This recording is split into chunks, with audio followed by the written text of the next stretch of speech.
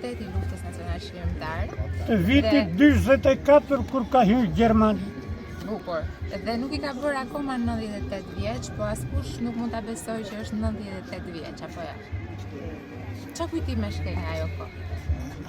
Lufta nacionale çlirimtare për popullin shqiptar ka qenë një luftë kriminale trashi popullit shqiptar. Populli shqiptar ka luftuar me bukë në torb edhe me pushk me gjalmë.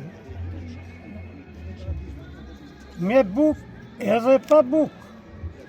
Zbathur edhe vgjeshur për lirimin e kësaj dite që neve gëzojmë sot.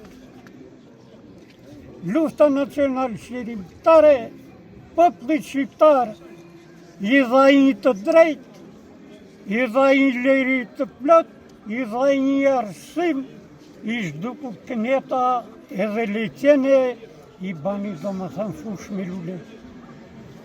Lavdi dashmorët për të atë. Ahere, lavdi 250 dëshmore që i ka kjo kodrë këtu, lavdi familjeve dëshmoreve.